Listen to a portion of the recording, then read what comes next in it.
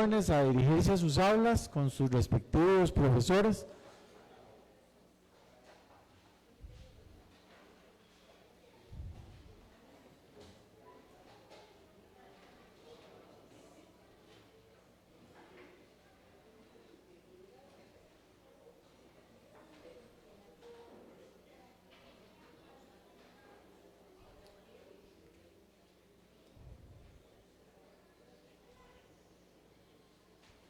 Y invitamos a nuestro pastor Marvin Blanco a que comparta con nosotros la enseñanza bíblica.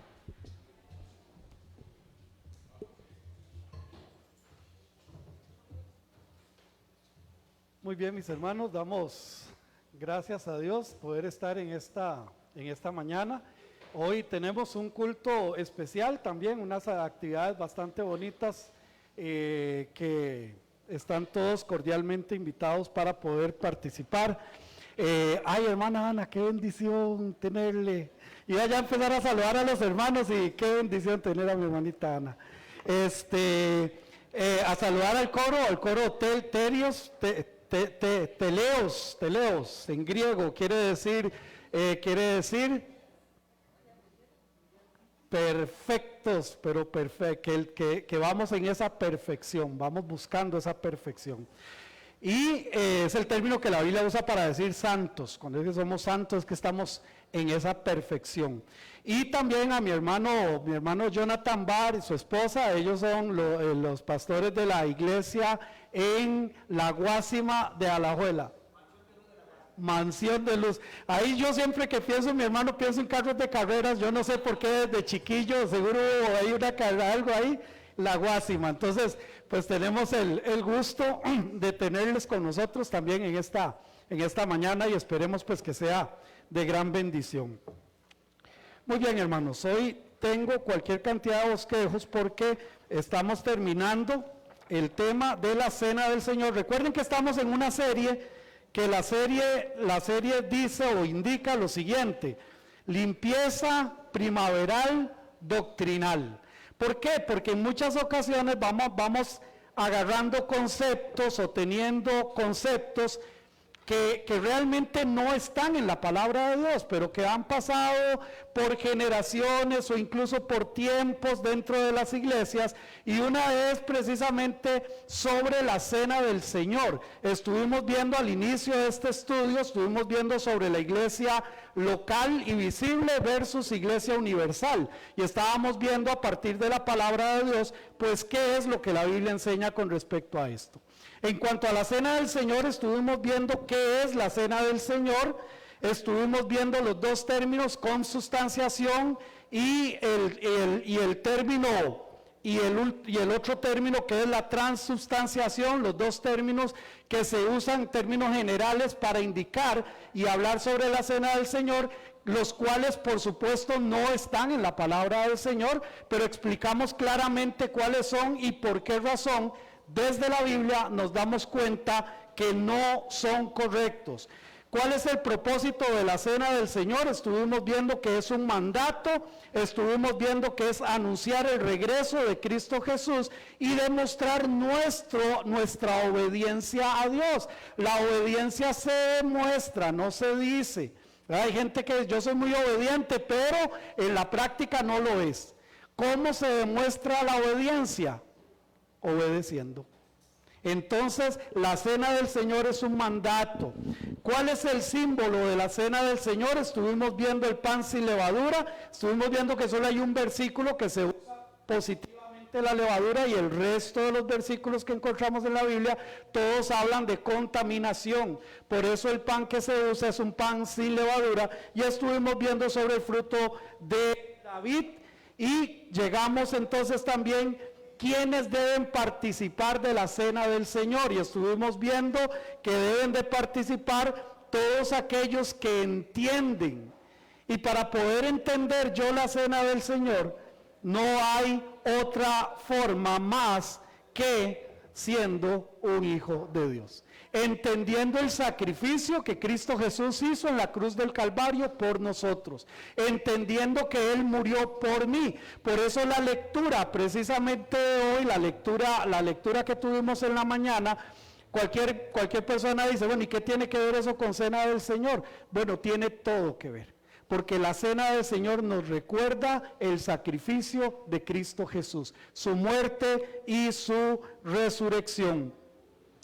¿Cómo se debe tomar la cena del Señor? Y vamos a empezar con este tema, ¿cómo se debe de tomar la cena del Señor?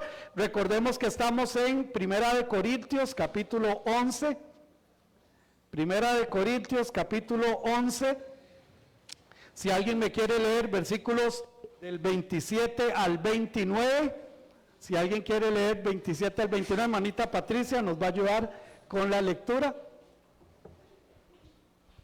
Si las niñas quieren ir a la escuela dominical, está bien. Si quieren ir, no, está bien ahí. Perfecto, no hay ningún problema.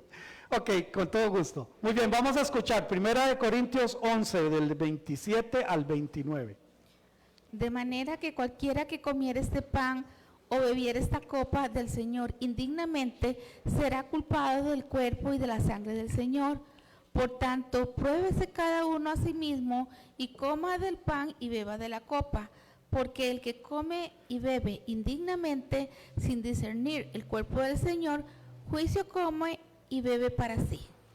Muy bien, hablamos entonces, vamos a ver cómo se debe tomar la cena del Señor. Primero, se debe de tomar con integridad. Con integridad. Ahora, usa la palabra indignamente. Esta palabra es la palabra anaxios, que quiere decir irreverentemente, sin poner atención a lo que se está haciendo, sin poner cuidado de lo que se está haciendo, hacerlo indignamente.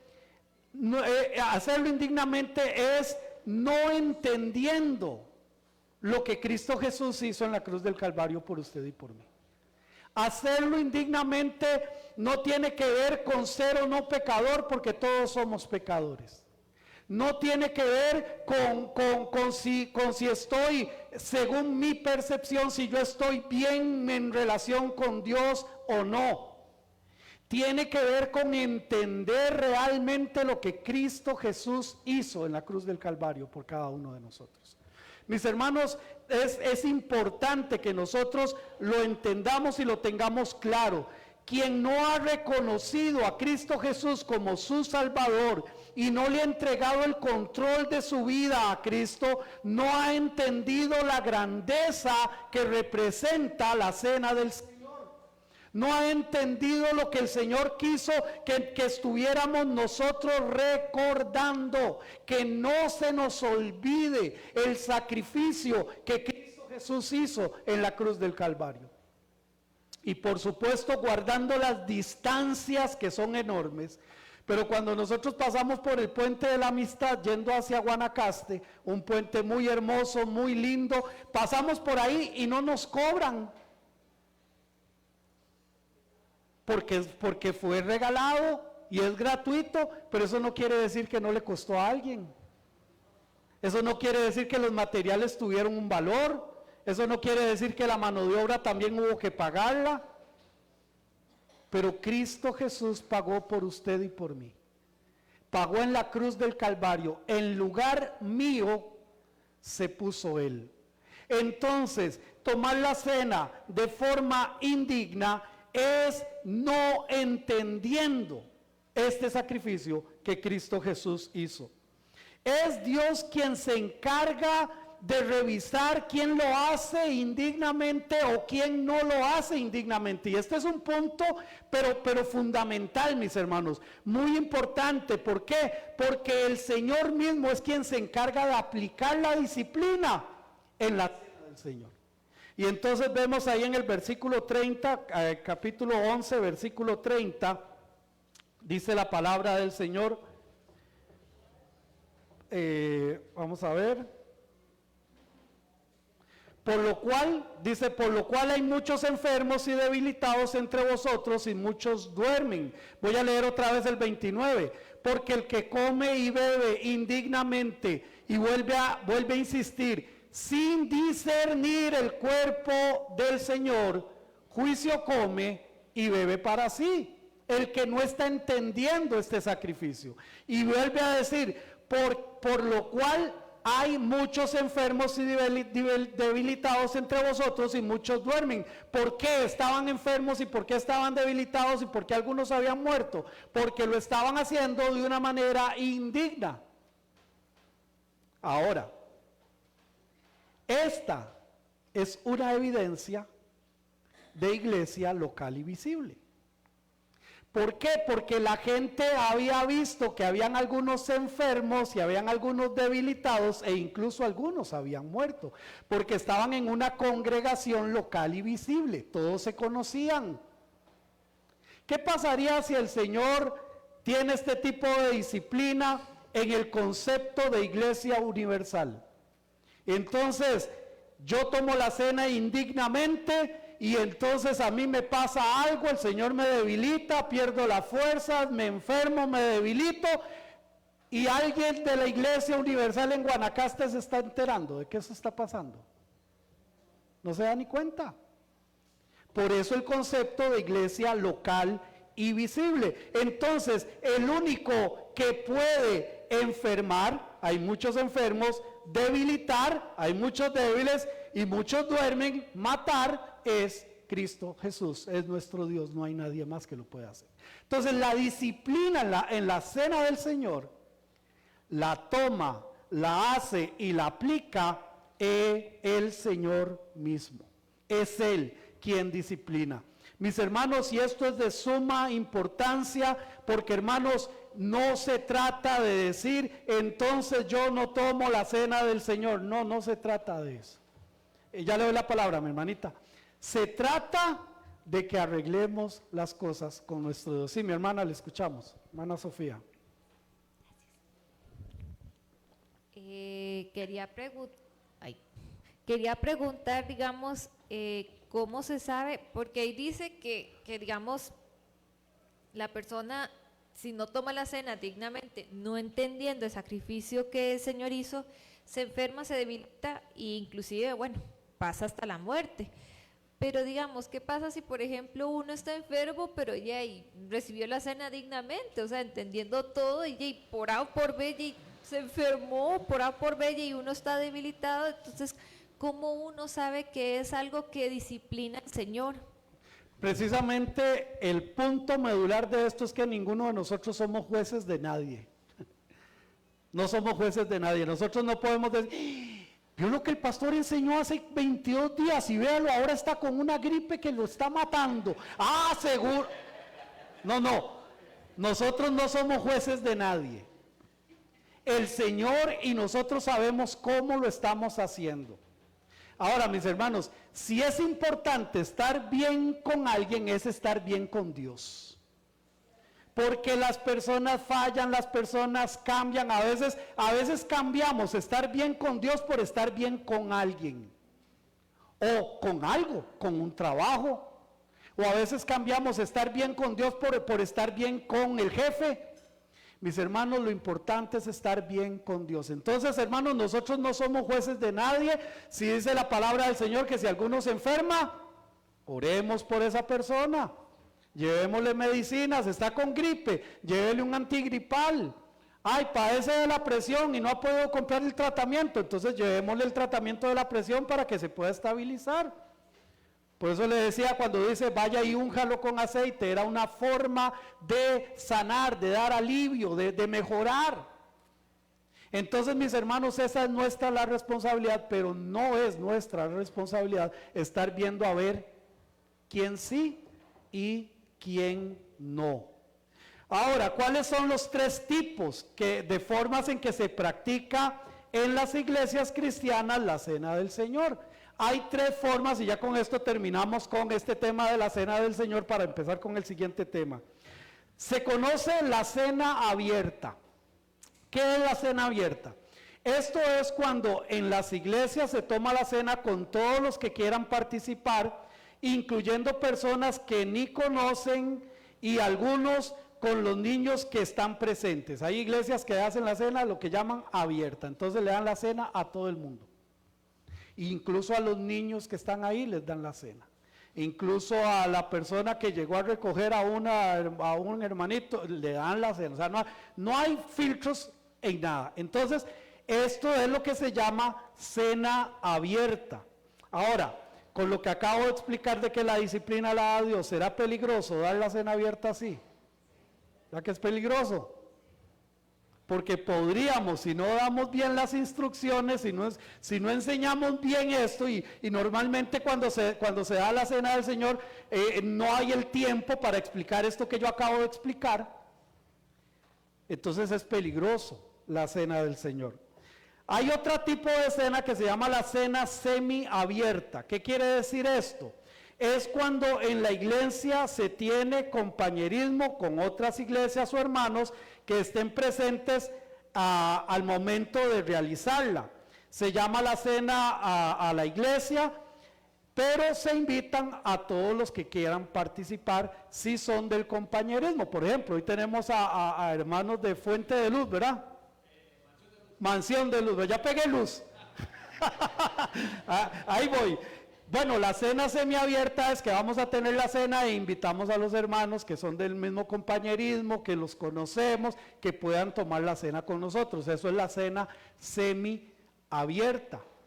Pero también se corre el mismo riesgo, porque al final la disciplina la da el Señor, pero tenemos que ser muy serios en esto. Y por último tenemos el tipo de cena cerrada. Es solo para la iglesia local, solo para los miembros de la iglesia. Se invita a participar a la iglesia. En algunos momentos, anteriormente, hasta se hacía un culto únicamente para celebrar la cena del Señor. Y entonces, bueno, no había WhatsApp cuando eso, pero el corrillo de la voz, ay, hermanito, no se le olvide que el sábado a las 6 de la tarde vamos a llegar todos los de la iglesia local, visible, vamos a ir a un cultito y vamos a tener la cena del Señor, como si fuera algo secreto. No, pero no dice la palabra del Señor que esto es para anunciar, que esto es para anunciar, que esto es para decir, que esto es para publicar. Entonces, ¿cómo lo vamos a hacer? Casi que como los cristianos, ¿verdad? De estas ciudades donde no pueden predicar el subterráneo. O sea, no. Entonces, mis hermanos, si alguien de la iglesia se levanta y participa de esta cena, según ellos, si alguien fuera de la iglesia participa y lo hace, según ellos, todos están mal. ¿Cuál es el punto intermedio entonces? Bueno, les voy a recordar cómo lo hacemos nosotros. Primero, ustedes me han escuchado, yo siempre hago esta advertencia que dice la palabra del Señor. Número 1. Número 2, tomamos un tiempo para orar, para agradecerle a Dios por todo lo que nos ha permitido, para darle gracias por su salvación, para darle gracias por su sacrificio. Y después invito a la iglesia a que se ponga de pie para recibir los elementos. Pero ni yo soy guarda, ni los diáconos que están aquí son peritos para llegar. No, hermanito, usted no, porque no. Queda bajo la responsabilidad de cada hermano y de cada hermana. Si se pone de pie y toma la cena, es responsabilidad de cada hermano y de cada hermana. Pero por supuesto que se hace un llamado a la iglesia a participar de la cena del Señor. Yo no entiendo, hay muchas iglesias que pasan años y años y años que no celebran la cena del Señor. Nosotros como iglesia la celebramos todos los primeros domingos del mes, celebramos la cena del Señor. Y entonces, mis hermanos, es así como se debe celebrar y se debe de hacer la cena del Señor. Para terminar, mis hermanos, es un privilegio ser parte de la iglesia del Señor y tomar la cena con la iglesia del Señor. Eso es un privilegio. Sí, mi hermanito Jorge, si me ayudan acá con el micrófono.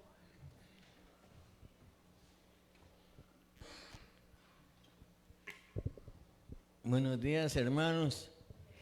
A lo que se hacía referencia a usted, pastor, de que si alguien está enfermo, que oren por él. Ayer tuve la oportunidad de leer Santiago 5, por eso lo tengo fresco. Y aquí dice, desde el versículo 13, ¿está alguno entre vosotros afligido? Haga oración. ¿Está alguno alegre? Cante alabanzas. ¿Está alguno enfermo entre vosotros? Llame a los ancianos de la iglesia y oren por él, ungiéndole con aceite en el nombre del Señor. Y la oración de fe salvará al enfermo, y el Señor lo levantará. Y si hubiera cometido pecados, le serán perdonados. Amén. Muchas gracias, mi hermanito. Ahí está ese pasaje, esa referencia bíblica. Entonces, mis hermanos, no solamente es un privilegio participar de la cena del Señor, sino que también es un compromiso, porque estamos dando testimonio.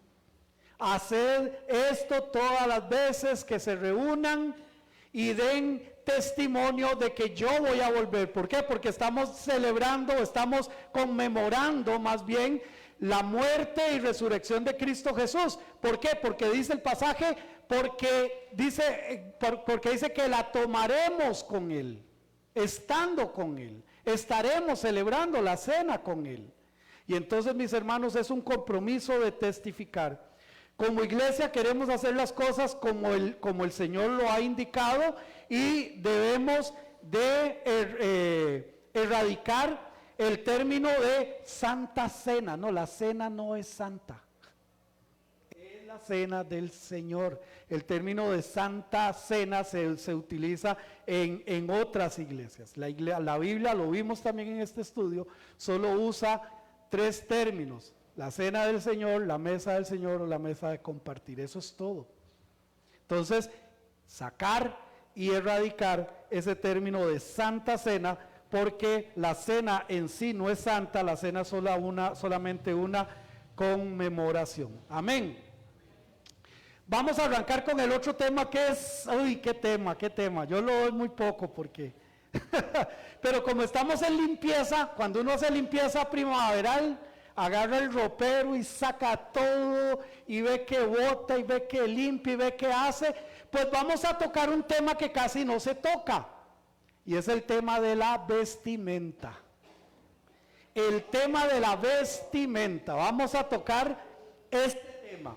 Ahora, en cuanto a significado de términos, es importante para este estudio venir sin ideas predeterminadas o conceptos establecidos de antemano. Si creemos que Dios tiene que ver en todo en los campos de nuestra vida, si yo creo eso, entonces este tema también debe ser revisado a la luz de las enseñanzas y el escrutinio de la palabra de Dios. Amén. No vamos a poner ya ideas preconcebidas, sino que vamos a estudiar la palabra de Dios. Y a partir de la palabra de Dios vamos a ver qué es lo que la Biblia nos enseña con respecto a esto.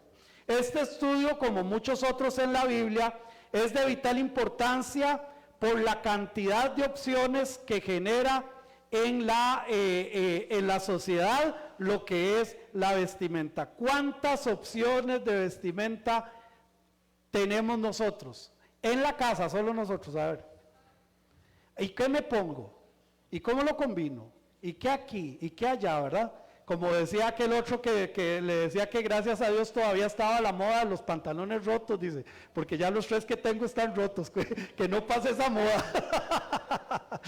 Entonces hay opciones para vestir, todos tenemos muchas, pero muchas opciones. Si bien son importantes las opciones en cada persona, más importante es las opciones que Dios nos da, las que Él nos delimita, la que Él nos pone. Ahora, no olvidemos que el Salmo 119, versículo 105, que desde niños conocemos muchos: lámpara es a mis pies tu palabra y lumbrera a mi camino. Entonces vamos a ir paso a paso. ¿Por qué? Porque una lámpara, ¿cuánto alumbra? Una lámpara. ¿Recuerdan? Las lámparas era algo pequeño, alumbraba lo suficiente para dar el siguiente paso.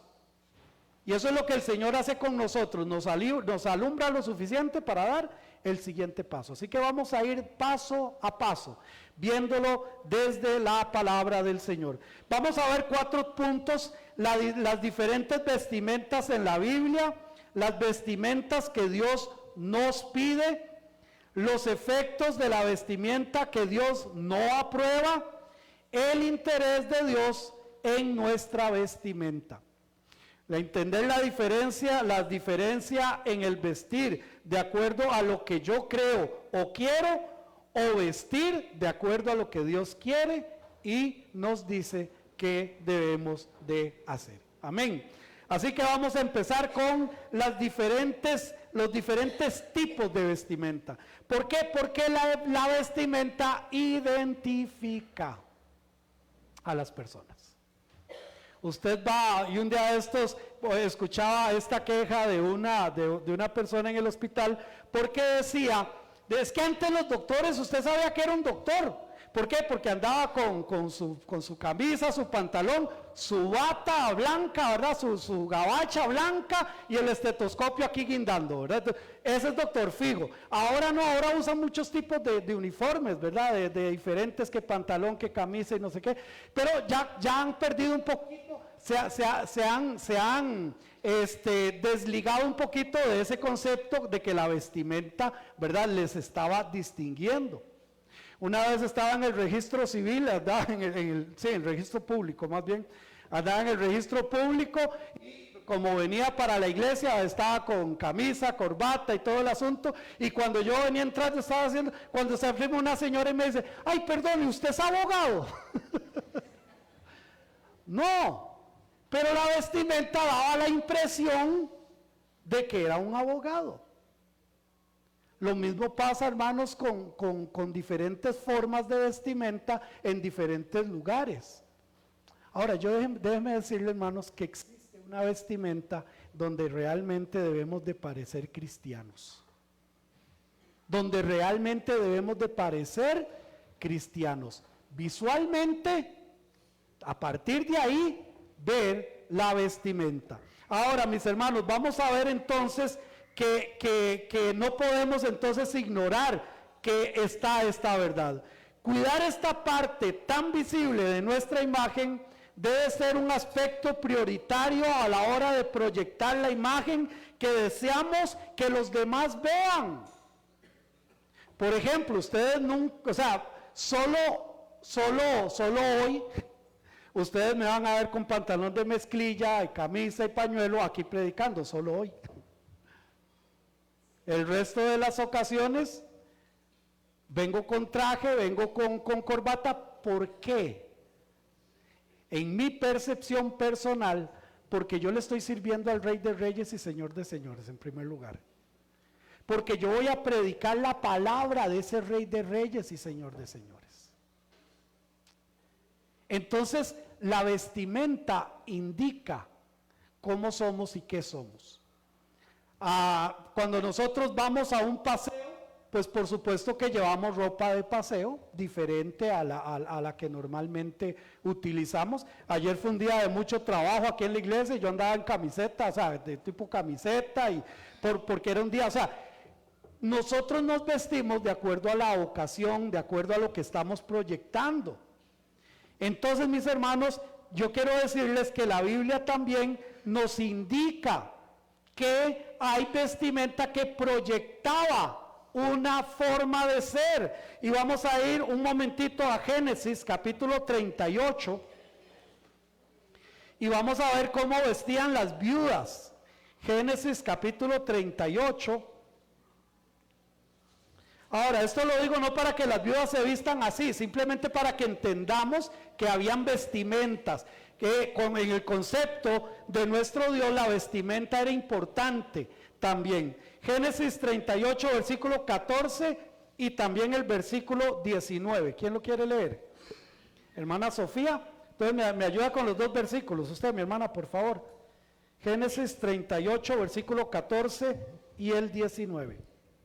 Dice así: entonces se quitó ella los vestidos de su viudez y se cubrió con un velo y se arrebozó y se puso a la entrada de Enaim, junto al camino de Timnat, porque veía que había crecido Sela, o Selah, y ella no era dada a él por mujer.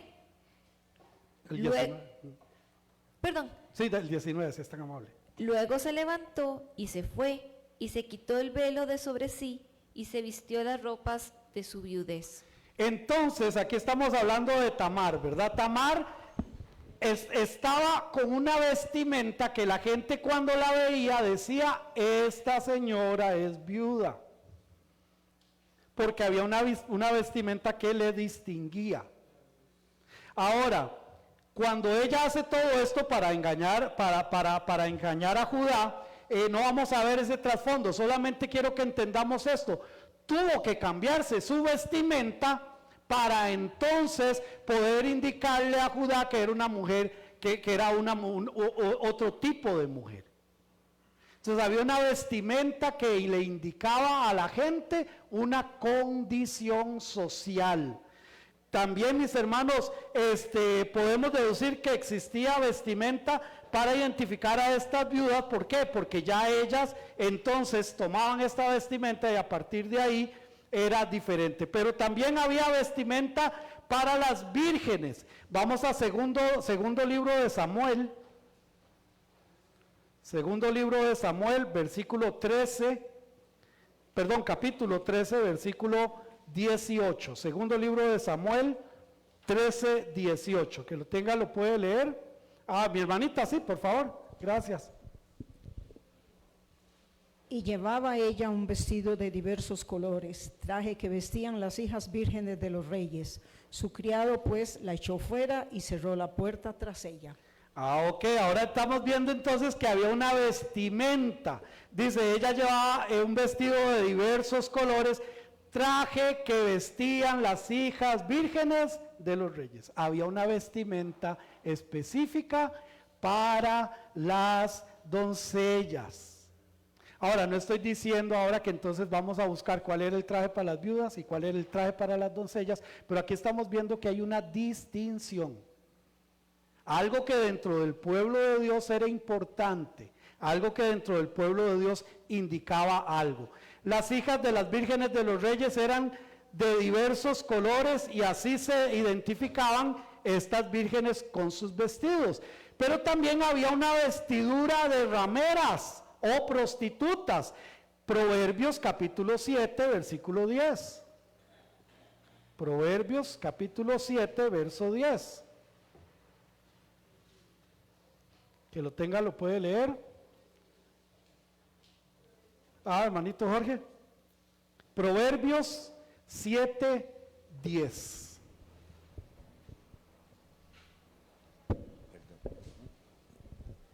Cuando he aquí una mujer le sale al encuentro con atavío de ramera y astuta de corazón. Atavío, ¿qué quiere decir? Vestimentas de ramera. Ahora, mis hermanas y hermanos, la vestimenta que ellas utilizaban indicaba, las rameras se identificaban de las demás mujeres, de cada una de ellas, por su vestimenta. Una persona podía identificar a una viuda, a una joven o a una ramera a partir de su vestimenta. Y hermanos, vean, ustedes me conocen, yo trato de hablar con todo el respeto y con todo el cariño, pero decir las cosas. Ahora las modas que se están viendo, ya uno no identifica realmente quién es honesto, quién es deshonesto. O sea, yo le decía el otro día que iba con mi esposa en el mall y yo le decía a mi esposa, es que es increíble, veo para allá una mujer mal vestida, veo para arriba una mujer mal vestida, veo para acá una mujer mal vestida. O sea, yo le voy a tener que ir a andar viendo para abajo a ver si acaso, porque es increíble cómo se está viendo ahora esto en la sociedad. Ya no hay pudor, parece que no les alcanza el tiempo, algunas mujeres no les alcanza el tiempo y se les olvida ponerse la blusa porque parece que andan con el brasier solamente. Y si no me creen, váyase una tarde a un mall y se van a dar cuenta. Y estamos hablando de las cosas que están en el mundo. O sea, yo no sé cómo hace un hombre ahora que le guste ese tipo de pecado y vulgaridad de buscar una ramera. Yo no sé cómo hace para identificarla si hay muchas mujeres que visten de una forma tan indecorosa. ¿Cómo hace? No sé. Sí, mi hermanita, hermanita Sofía.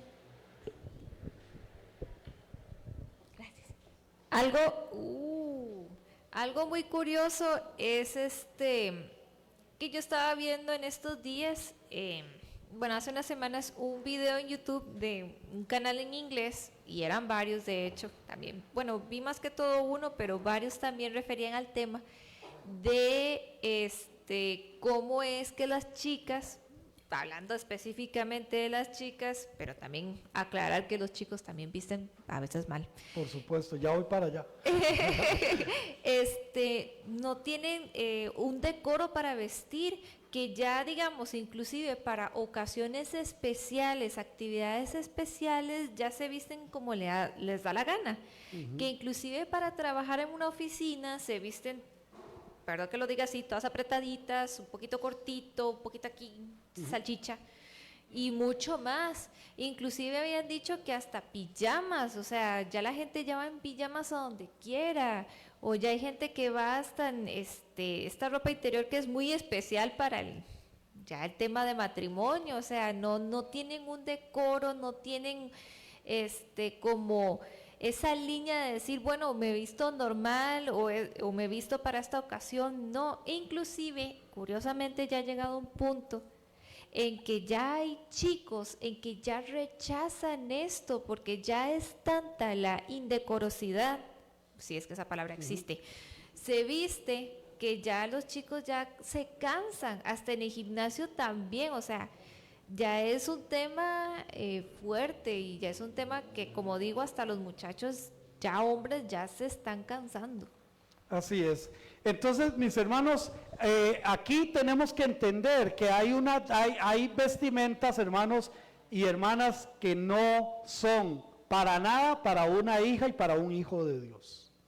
Ahora, los hombres, el famoso pantalón, el pantalón aquí hasta en la media nalga, enseñando el boxer, que yo no sé si a las muchachas les interesará el color del boxer o la marca del boxer, no tengo idea, pero parece que eso también fue moda en algún momento, ya menos, pero sigue habiendo todavía este tipo de modas.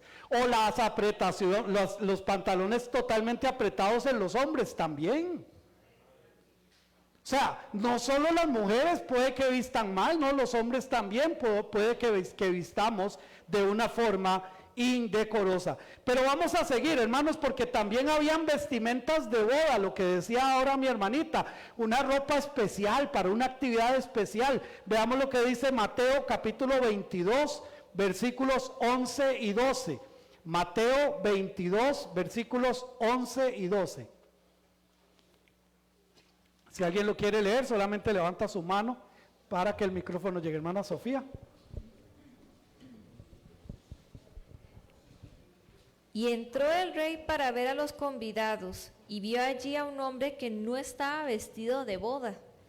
Y le dijo: amigo, ¿cómo entraste aquí sin estar vestido de boda? Mas él enmudeció. Entonces el rey dijo a los que servían: atadle de pies y manos y echadle en las tinieblas de afuera. Allí será el lloro y el crujir de dientes, porque muchos son llamados y pocos los escogidos. Ahora, no me voy a meter en el contexto del pasaje, pero entendamos que aquí está Jesús dando una parábola. Y él hacía las parábolas de las cosas cotidianas, de lo que todo el mundo conocía, de lo que todo el mundo sabía. Habló de agricultura, habló de ganadería, habló de siembras. Y aquí utiliza una figura que todo el mundo conocía: la ropa de bodas, la ropa especial para ir a una actividad especial.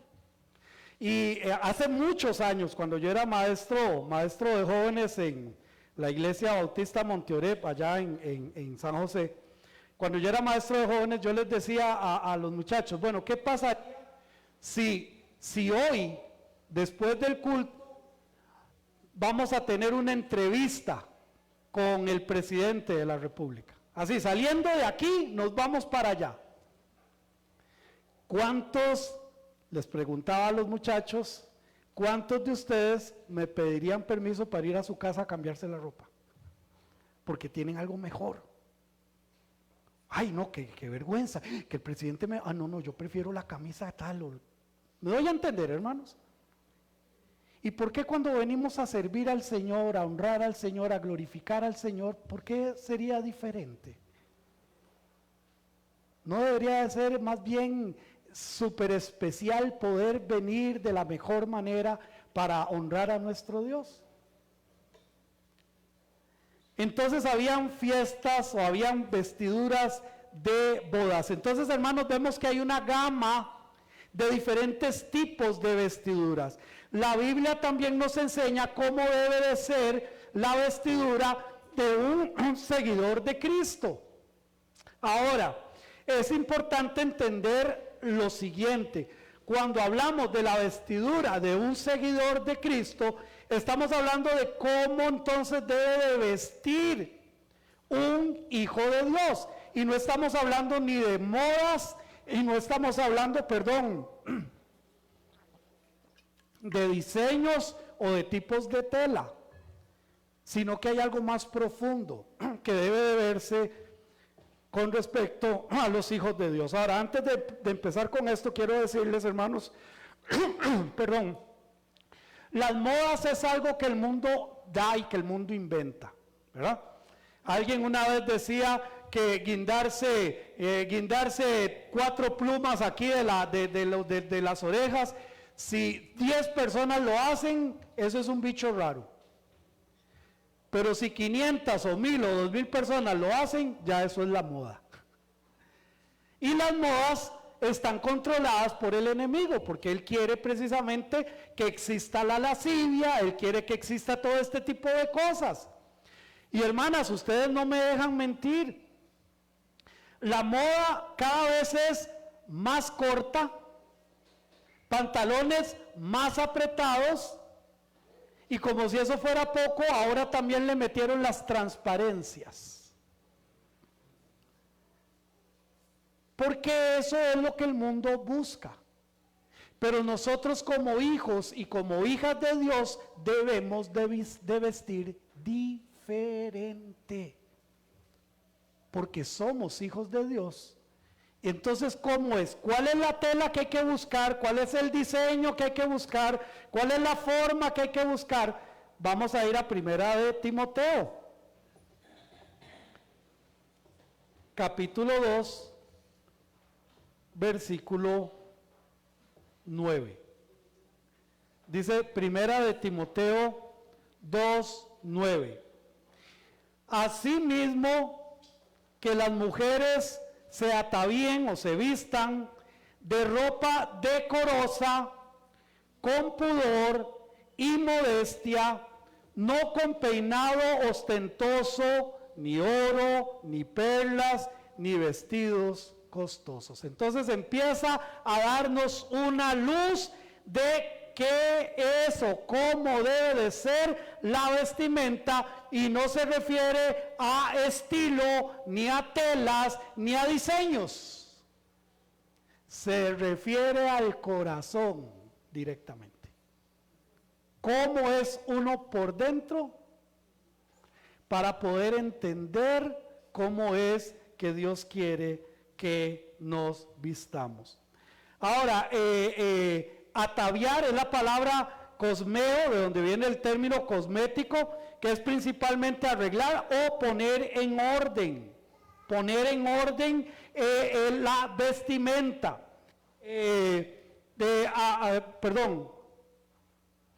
También se usa este término cuando se habla de amueblar una habitación, se usa este mismo término, poner en orden las cosas. ¿Quién me quiere ayudar con Mateo 12:44? Mateo 12:44, donde encontramos este mismo término, cosmeo, que quiere decir arreglar, pero en cuanto a una habitación. Mateo 12:44. 44. Que lo tenga, lo puede leer. Okay. Bueno, mi hermanito Chemita, usted que me levantó la mano, si es tan amable, ayúdeme con Lucas 21:5. Amén, hermanita. Mateo 12:44. Entonces dice, volveré a mi casa de donde salí, y cuando llega la haya desocupada, barrida y adornada. Ok, ahí usa el término cosmeo, que quiere decir acomodó todo, lo puso en orden, estaba todo en orden. Ahora, lo importante de esto de la vestimenta es que mi vestimenta debe estar en orden, no de acuerdo yo, sino de acuerdo él. Amén. Amén. Porque él es mi Dios. Porque él es mi Señor. Y si yo digo, y soy reiterativo otra vez, cuando yo le digo a él que él es mi Señor, es porque yo me estoy poniendo en la condición de siervo, de esclavo. Hago lo que el Señor dice que debo de hacer. Veamos Lucas capítulo 21, versículo 5. Hermano Chemita, si es tan amable. Lucas 21:5. Y a unos que hablaban de que el templo estaba adornado de hermosas piedras y ofrendas votivas, dijo: en cuanto a estas cosas que veis, días vendrán que no quedará piedra sobre piedra que no sea destruida. Ok, vio que que el templo estaba bonito, estaba arreglado, estaba bien. Estaba como cuando nosotros limpiamos la casa, ¿verdad? Y limpiamos y sacudimos y pasamos la sala por otro lado y esto para acá. Y cuando usted termina bien cansado, usted de la casa, ay, como para que durara así el resto de la vida. Porque está todo ordenado, está todo bien, está todo cómodo. El Señor nos dice que nuestro atavío para Él debe estar así, arreglado, ordenado, cómodo, a los ojos de Él y no a los ojos míos, sino a los ojos de Él. Sí, mi hermanita, mi hermano, sí, gracias. Algo muy importante que también me gustaría como rescatar es, digamos, ¿cómo explicarlo? Es una aclaratoria.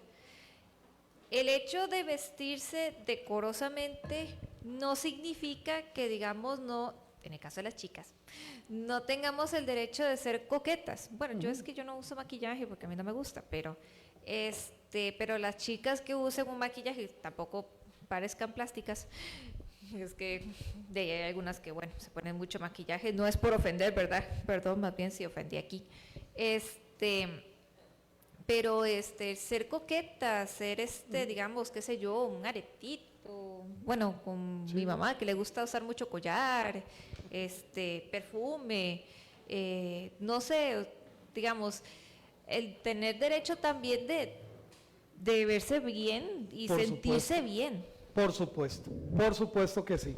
Pero sí, mi hermanito, le doy hermano Pedro y luego mi hermanito Carlos Johnson. Lo que le iba a decir, mi hermanita, que con las modas de hoy, cada vez es más difícil eso que usted está precisamente diciendo. Cada vez es más difícil. Hermanito Pedro y luego hermano Carlos. Pastor, no sé si me adelanto con Apocalipsis 3:18. Dele, tranquilo. Dice, por tanto, en el mensaje a la Odisea, por tanto yo te aconsejo que de mí compres oro refinado en fuego para que seas rico, y vestiduras blancas para vestirte y que no se descubra la vergüenza de tu desnudez. Sí, si me recuerda cuál iglesia era eso, hermano. Pues la Odisea, gracias, a la iglesia de la Odisea. Gracias, hermano. Sí, vamos a hablar de desnudez porque también en la Biblia nos habla de desnudez y hay diferentes tipos de desnudez. Hermanito Carlos Johnson.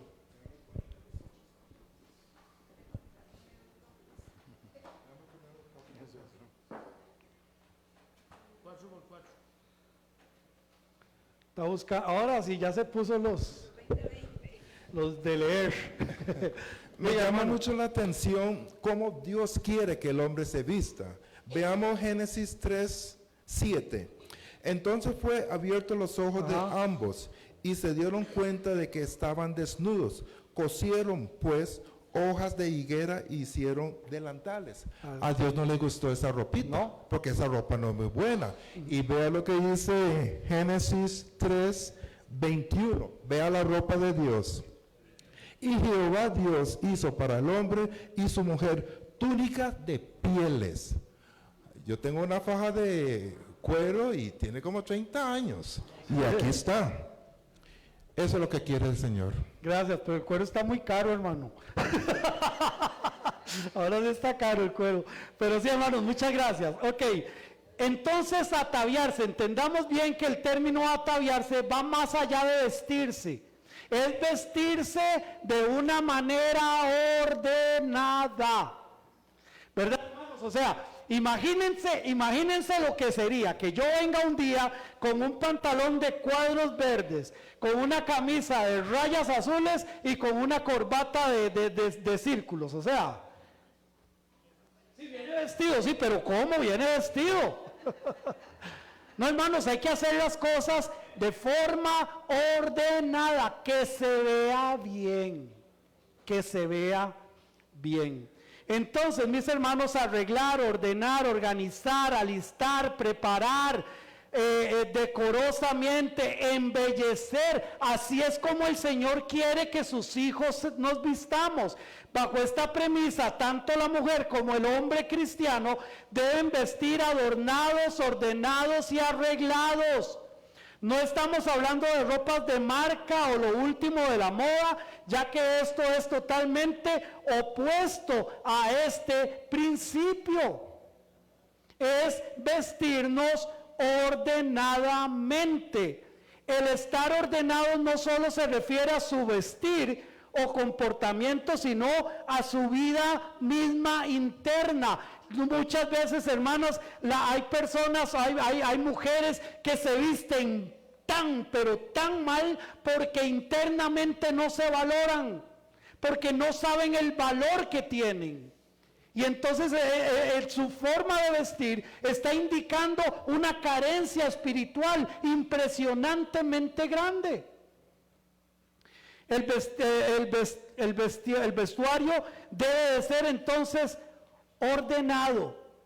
Pablo menciona que la vestimenta de los seres humanos o los hijos de Dios en el culto, desde luego en todas partes también, debe ser con ropa decorosa, con ropa apropiada, con ropa bien dispuesta. Sí, mi hermanita, mi hermana, perdón, me recuerda su nombre, perdóneme. Cinia María. Cinia, usted se llama igual que una prima, ¿ve? Bueno, ahora sí, ya no se lo le puede tengo, olvidar. ya no se me va a olvidar. Es que me llama poderosamente la atención que usted ahora esté hablando de esto. Yo nací y crecí en la iglesia, soy evangélica bíblica. Y cuando éramos niñas, a nosotros se nos enseñó que como llevábamos la Biblia, teníamos que ser diferentes, y entonces se nos inculcó a vestir diferentes. No de acuerdo al tiempo, sino de acuerdo a nuestra condición. Amén. Como cristianas, como evangélicas. Amén. Pero a través de los años, no estoy culpando a los pastores, por favor, no me malinterprete, pero a través de los años, esto se fue perdiendo. Los pastores, dejemos a la gente de afuera, entrémonos a lo que se llama el pueblo cristiano, ¿ok? Fueron dejando esto como algo sin importancia, que no se debía hablar en las iglesias, para que nadie se molestara, para que ninguna persona se ofendiera y se fuera a otras congregaciones donde les han ido dando libertad. Pero esa libertad se volvió en libertinaje. Así es. Y entonces eso es lo que vemos ahora. O sea, se perdió el rumbo. Así más las redes sociales, más el tema de que el cuerpo es mío y yo hago lo que quiera con mi cuerpo, influyó tanto en los varones como en las mujeres. Lógicamente que la mujer tiene más que mostrar. Y entonces ahí se perdió el rumbo, se perdió el respeto y se perdió todo. Lo más triste es que las personas asisten de una forma desagradable, porque está bien si van a un paseo, está bien si van a la playa, no, ahí, ¿verdad? Dejemos eso. Pero dentro de la misma iglesia, ¿cómo una persona se pone en el púlpito, con la Biblia abierta, un varón con pantalones ajustados, lleno de tatuajes, con una camiseta ajustadísima y hablando, como decimos aquí, a lo pachuco, cuando está hablando de la palabra de Dios. Es que el problema ha sido de adentro para afuera. Amén. Ese es el problema. Entonces ya no se distingue quién es cristiano y quién no es cristiano. Y a eso agreguémosle el vocabulario. Entonces me llama mucho la atención que usted ahora, pastor, esté hablando de este tema y que es una gran bendición, una gran ayuda, y muchas gracias. Con mucho gusto, mis hermanos. Ustedes saben que yo, cuando me dicen que ese es un tema muy espinoso, pues es el primero que le entro, ¿verdad? Porque me gusta escudriñar desde la palabra de Dios, ¿verdad? Que no sea solo un precepto mío o un concepto mío, sino que sea de la palabra de Dios. Entonces, mis hermanos, como hijos de Dios debemos estar al tanto de que nuestra forma de vestir diariamente, todos los días, hermanos. Es que, ¿verdad? Podemos pensar, no, yo a la iglesia vengo, pero ya afuera es otra historia. No, hermanos, no, así no funciona. Porque nosotros somos hijos de Dios 24/7, ¿cierto o no? Amén. Entonces yo tengo que estar dando testimonio de mi Dios 24/7 para poder hacer las cosas como el Señor las quiere. Entonces, como hijos de Dios, nuestra forma de vestir todos los días cumpla con la disposición de Dios, no la mía. No, la disposición de Dios. Ahora, vamos otra vez ahí a Timoteo. Vamos otra vez ahí a primera de Timoteo, versículo 9, capítulo 2, versículo 9. Asimismo que las mujeres se atavíen de ropa decorosa, hombres y mujeres, amén, hombres y mujeres, con pudor y modestia. Ahora vamos a ver que usa dos términos importantes. Pudor, ¿qué es pudor? Es la palabra, hay dos que en griego, que es un sentido de vergüenza, de modestia y de honestidad. Con pudor. Eso es como cuando usted viene de un paseo, usted es feliz y entra a la casa y ve a todo el mundo con la cara larga porque se acaba de morir fulano o sutano. ¿Cómo es su comportamiento inmediatamente? ¡Uy, vieron qué bueno el paseo! No, ¿verdad? Se traga todas sus emociones y se pone en la posición de las personas que están sufriendo. Esto es un ejemplo solamente para poder entender. Pudor es saber, ya empezó el timbre. Pudor es saber dónde estamos y es entender que hay cosas que no están bien de mi parte, ya sea mostrar o ya sea vestirme. Por ejemplo, a veces mi esposa me dice, ¿te vas a poner ese pantalón de mezclilla? Pues yo, la mezclilla es lo rico del pantalón de mezclilla, que uno le da, ¿verdad? No, cámbiaselo, ya ese pantalón está, ella lo ve sucio, ya se ve sucio, y yo no lo he visto, pero ella lo ve sucio, y me dice, no, cámbiese ese pantalón. ¿Por qué? Porque qué vergüenza que usted ande así. ¿Les ha pasado alguna vez, alguna combinación, no, pero ¿cómo se le ocurre hacer eso? O no, esa camisa con ese abrigo, no, qué sé yo. Y hermanas y hermanos, yo no entiendo cómo este pudor de que nos habla la palabra de Dios se ha ido perdiendo tantísimo en la sociedad, pero como bien lo dice mi hermana Cinia, en la misma iglesia. Y aquí hablo en términos generales,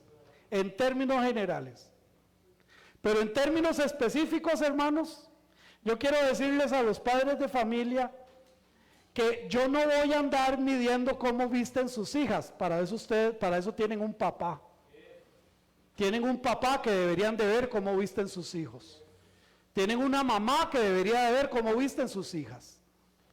Perdónenme, pero no es mi responsabilidad cómo vistan sus hijos. Pero sí es mi responsabilidad para todos aquellos que pasan aquí o que sirven allá. Ahí sí es mi responsabilidad. Y ahí sí, como lo hemos hecho y lo vamos a seguir haciendo, vamos a socar las clavijas, porque muchas cosas empiezan a salir de control cuando no se socan las clavijas. Ahora, este término de socar las clavijas es el instrumento, la guitarra, para afinarla, para que tenga un mejor sonido.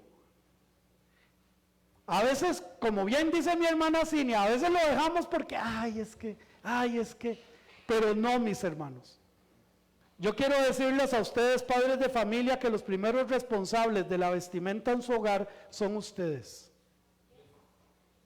Amén. Entonces, mis hermanos, tenemos que aplicar ese sentido de vergüenza, de modestia, de honestidad. Cuando estamos, cuando una muchachita o una muchachita empieza a enseñar más de la cuenta,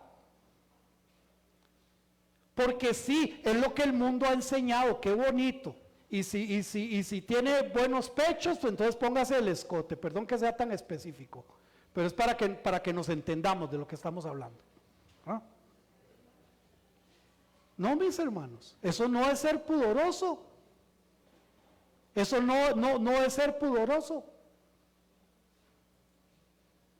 Pero también usa otro término. Bueno, pudor también, este término, hay dos, siempre determina a una persona buena o de cometer un acto impuro o malo. Esta palabra hay dos, que significa, que se traduce como puro. Eso también en griego quiere decir eso, que es algo o una cualidad que tienen las personas buenas, que tienen las personas que usted ve a plena, usted ve a la persona que está empezando a tratar, usted dice, no, se ve que es una buena persona. Se ve que puedo pedirle tal favor o tal cosita, encomendar tal y tal cosa. Se nota que es una persona buena. Pero también habla de modestia. ¿Qué es modestia? La palabra sofrosunes, que es recto, justo de la mente. Una persona que es justa, que es correcta. ¿Sí, mi hermanita Sofía?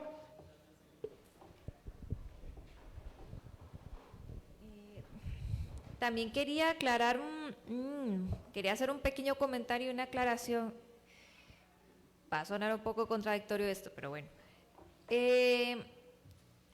Con lo que usted dijo de que, digamos, por el simple hecho de que una persona bien vestida, o bueno, también tiene otras características que muestran que es de confianza, sí estoy de acuerdo, pero a la vez difiero.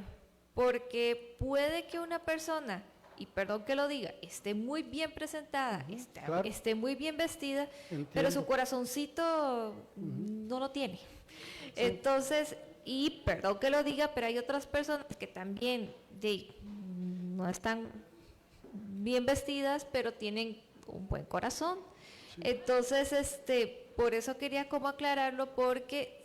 Y a mí también me pasa que uno se tiende a ir por las apariencias, entonces no da la oportunidad de conocer a la persona lo suficiente. Entonces, ha pasado de que, entonces, porque la apariencia es así, entonces le confío a la persona todo y no era, ¿verdad? Sí. Por eso el dicho de que no se deje de guiar por el libro por su portada.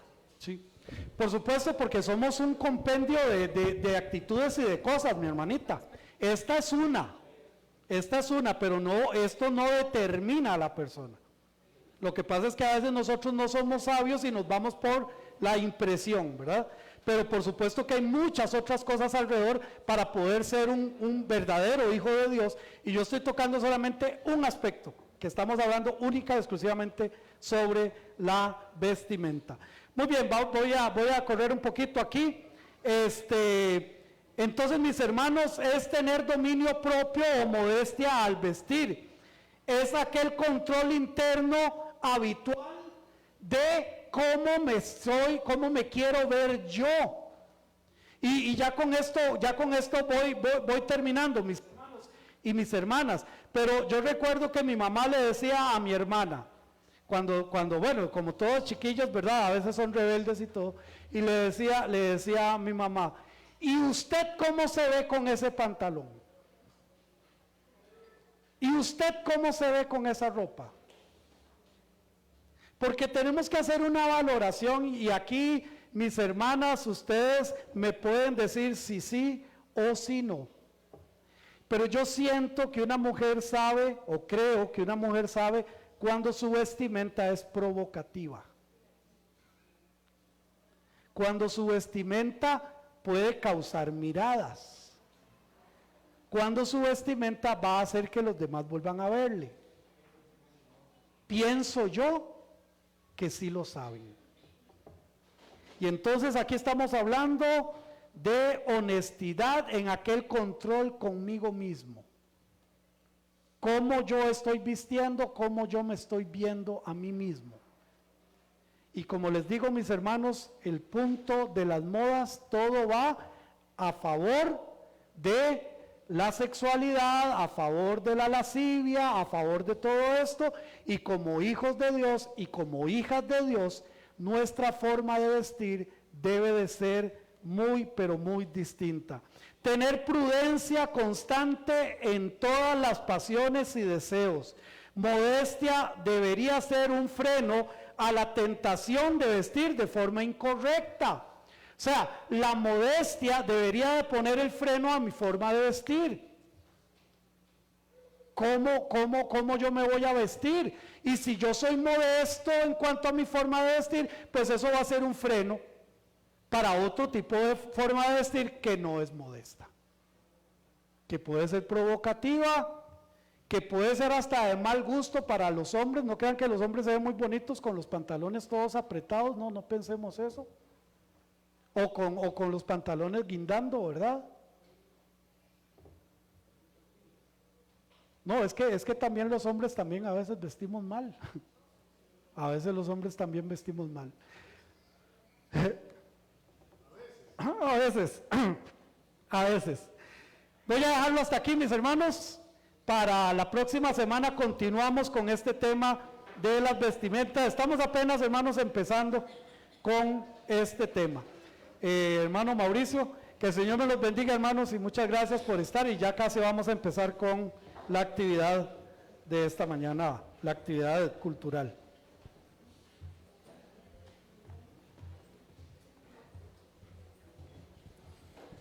Gracias, hermano pastor, por la enseñanza. Dice la palabra que Dios ama al que da con alegría. Invitamos a nuestros hermanos diáconos para